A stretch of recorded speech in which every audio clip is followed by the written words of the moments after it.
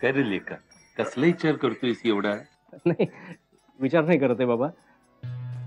बाबा एक बातमी कळली. कोणती? आपल्या रेवाला वाड्यावरनं बोलावणं आलंय. काय सांगतोयस? वाड्यात तिच्या स्वागताची जोरदार तयारी सुरू आहे.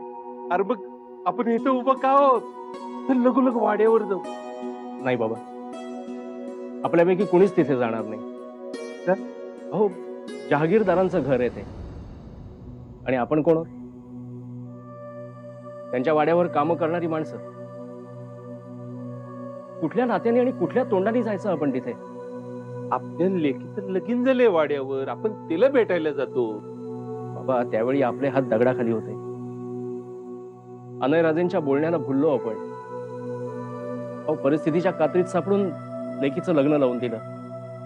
बघ मी काय म्हणतो, बाबा, घोडचूक केली आपण. शिक्षा तर भोगायलाच लागेल ना. त्या ओळणीच्या ताटाची तयारी नाही करून ठेवली. कपिला, मालक, त्या ओळणीच्या ताटाची तयारी करतायत. तू इथं काय करतोयस? अण्णासाहेबांच्या जवळ कोण आहे मग? अनयराजे आणि नवीन सुनबाईंना पाहण्याची प्रचंड इच्छा आहे. ते म्हणाले लवकर जा आणि त्यांना घेऊन ये. अण्णासाहेब म्हणजे ना, कपिला, अनयराजे आले बघ.